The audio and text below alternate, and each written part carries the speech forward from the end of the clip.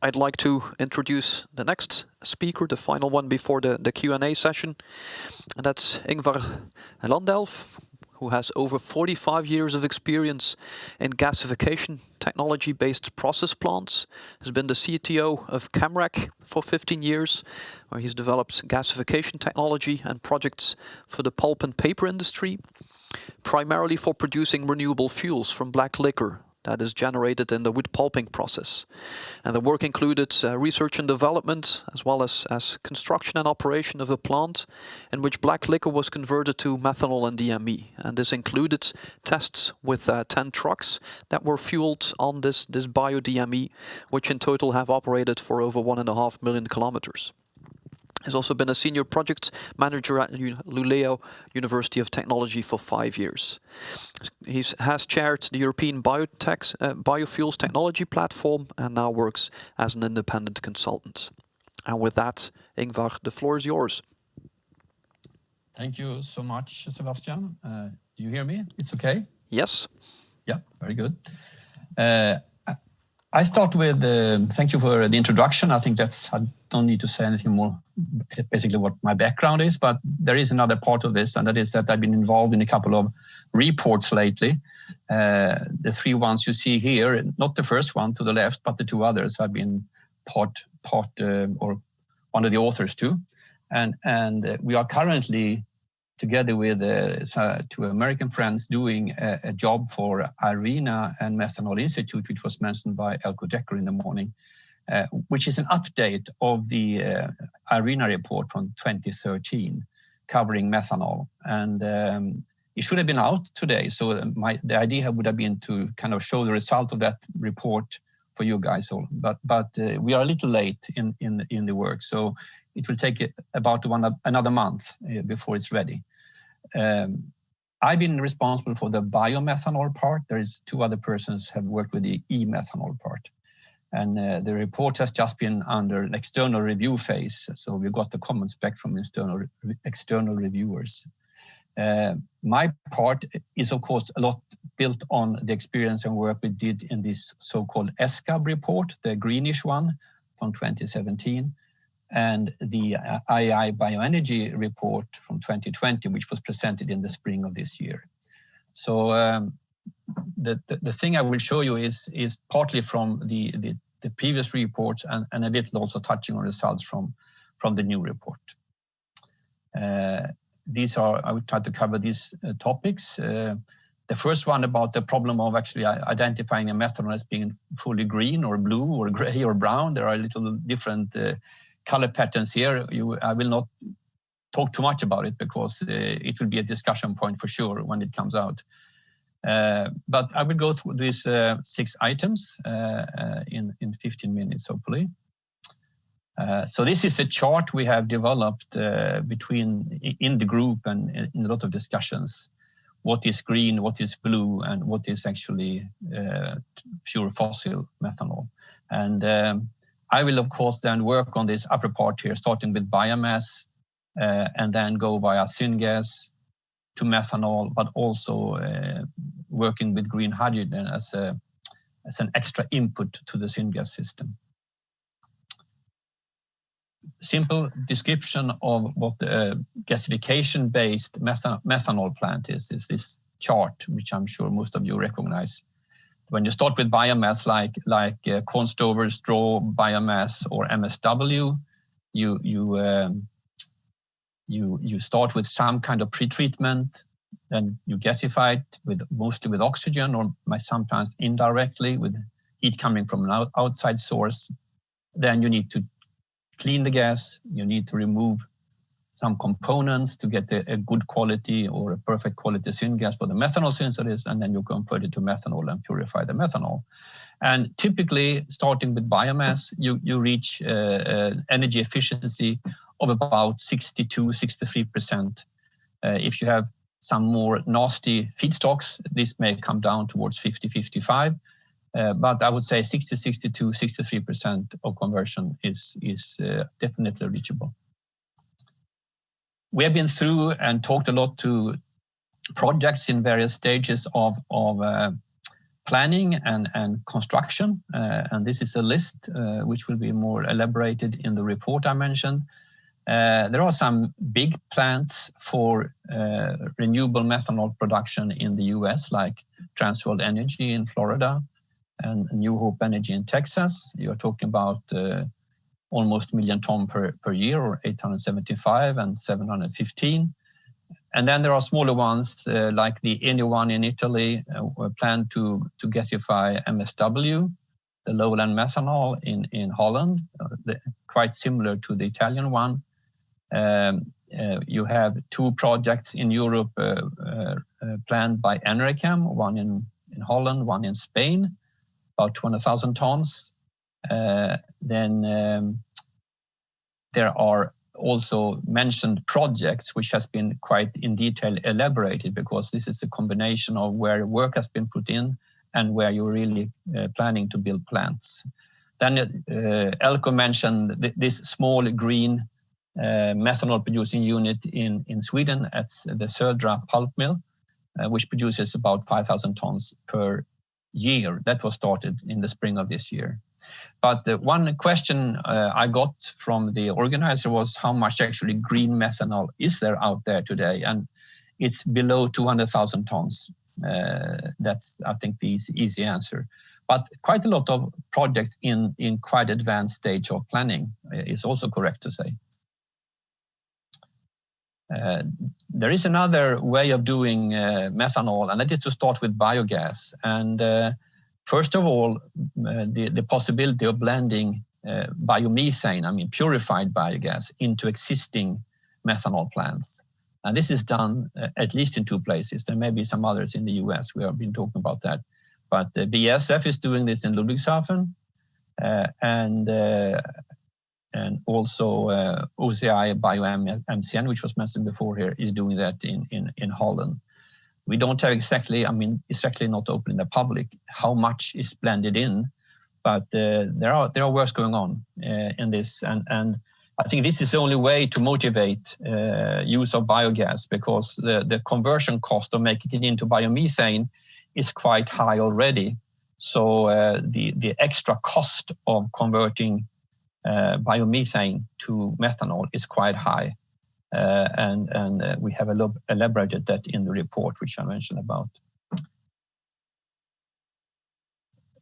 Going back to the IEA bioenergy report, this is one picture from that report showing production costs when they are, we have tried to put them on a levelized playing field, so to say, when it comes to capital charge and cost of feedstock and so on.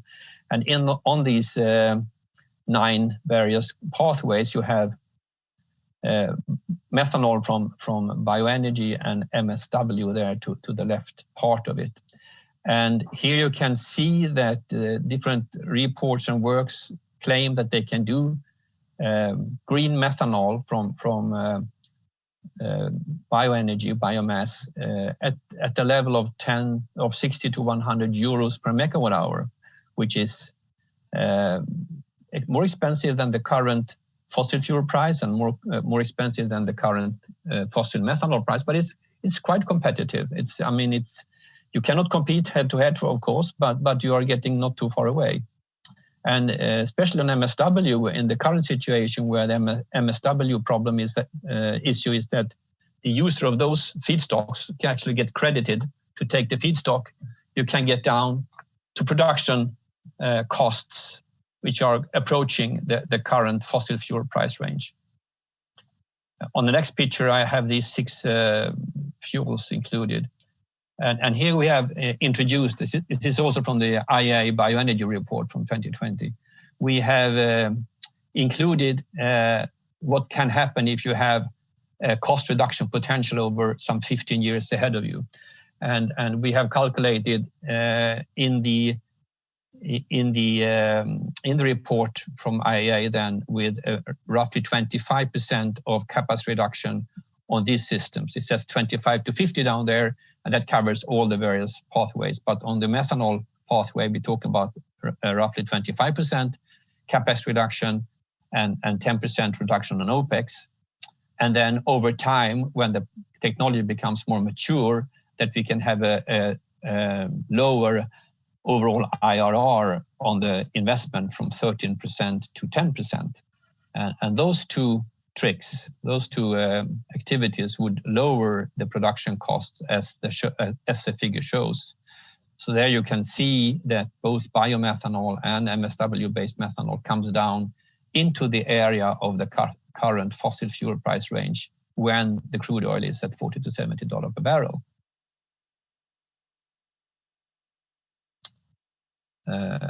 Then we are working also in this report focusing the possibility of combining e-methanol, and it's not really pure e-methanol, but you can say so, combining the introduction of hydrogen into the syngas to actually make use of the green carbon coming from the biomass and MSW.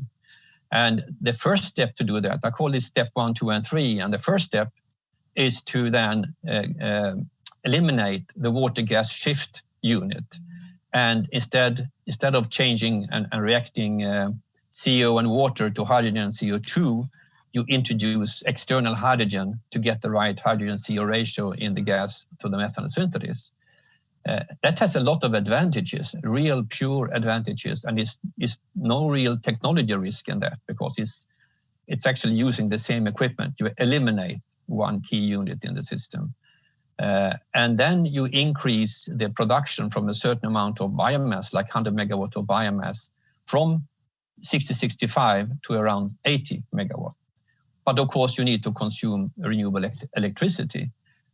What we claim is that this is the most simple way to actually combine hydrogen with CO and CO2, because the CO, the carbon, is actually in the plant already, and it's concentrated and ready to be converted to methanol.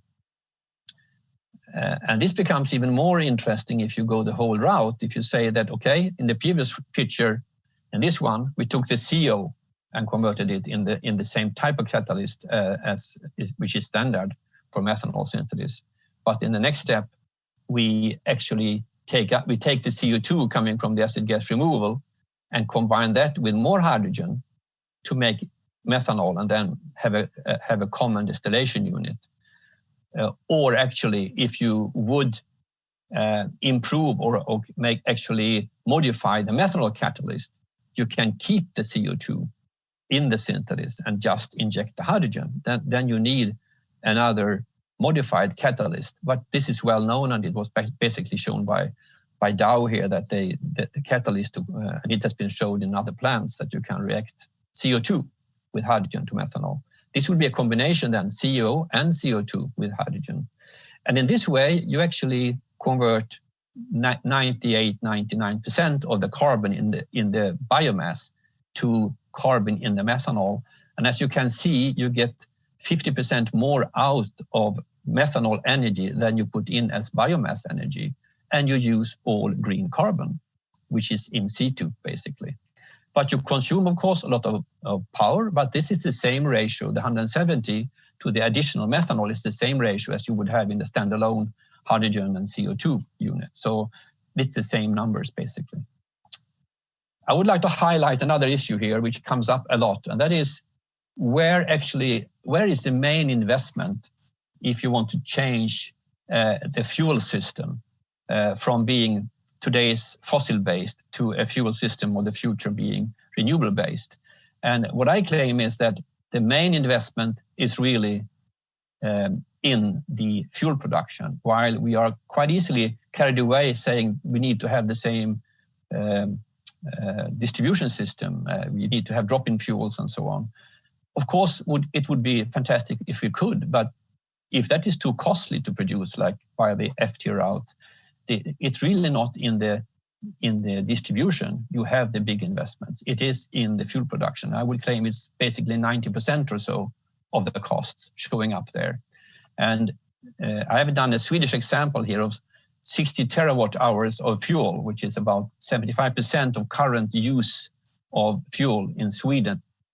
If you would build methanol plants at the production cost we have developed and show in the reports, you need to invest between 11, 12 up to 15 billion euro to actually get those 60 terawatt hours. And if you compare those numbers with, for example, a project going on in our country, fast speed trains connecting Stockholm, Jönköping, Malmö, Gothenburg, 700 kilometers, that's 23 billion euro. So we are talking about reasonable numbers. It's not kind of far away. It can be done. And the biomass is there because if you look at what we actually have in Sweden, once more, as a Swedish example, down here in this diagram, you see various reports on available biomass in Sweden between like 25 to 90 roughly, this span you have down here. If you would do what I explained in the first picture, converting biomass to methanol with 62.5% efficiency, you would need 96 there should be 96 terawatt hour to produce 60 terawatt hour of biomass, of methanol.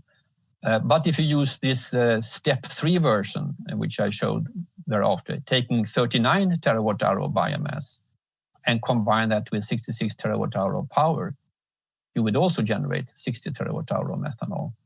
And the interesting thing that this CO2 is actually at the site directly. If you direct your hydrogen to the constructed biomethanol plants. And finally, as a global outlook, if you use the IRENA numbers published in 2014, saying that there is somewhere between 97 and 147 exajoule per year available on the globe, and use the same numbers as I had in the previous picture, those exajoules could be converted to methanol energy, quite substantial numbers. If you divide that by 2, you get to basically ton of oil equivalents per year. And if you then actually do a trick with the electricity, I even put the number here, but if you add the electricity and use the carbon, you would get to these high numbers, which is actually more than the current use of crude oil in the world. So the biosystems where you have the carbon available, I think is a very important thing to have with us when we start to change systems. So in summary, I would say that there is only a limited amount of renewable methanol in the world. That's clear. So that's a simple answer. But the technology is there. It can really be practiced straight away. We need some tough work on the gasification technologies, but they are quite high up in TRL on several places. It's one of the lowest production costs for various renewable fuels. We have shown that many times. And the combination of bio and e-methanol is actually a very viable pathway to both handle the CO2 issue and make smart integration. And yeah, I just mentioned the world scenario. Thank you. Thank you very much, Ingvar. We have a couple of questions lined up for you. You were referring to a Swedish example. And so we have a question on the Swedish biomass potential. And the question being whether the biomass is not used today already for anything, or are you then just displacing another use? This figure here, where you say Swedish biomass potential, that is low and high marks for various studies made on what is actually out in the forest today. So if you take the very conservative one, you are down at, let's say, 25 terawatt hours of material. And if you are more optimistic, you are on close to 100 terawatt hour. Yeah. Okay. So that is on top of what is used today. Yeah. And then related to that, whether there is enough waste biomass out there for high volume biomethanol production, and are you going to run into the typical type competition, things that we've seen previously between food production and energetic use of biomass, if you opt for those routes? This is not competing with food type. It's not from that. I mean, I'm sure there is some volumes of energy forest, but basically on those kind of lands which cannot be used for food production. So it's really forest based in our country. Yeah. So it's second generation, you could call it. Yeah. Yes, exactly. So when you can say it basically looks the same in Finland. They have similar numbers in Finland as we have in Sweden. Okay, great. Then I think we will wrap up the direct questions concerning your presentation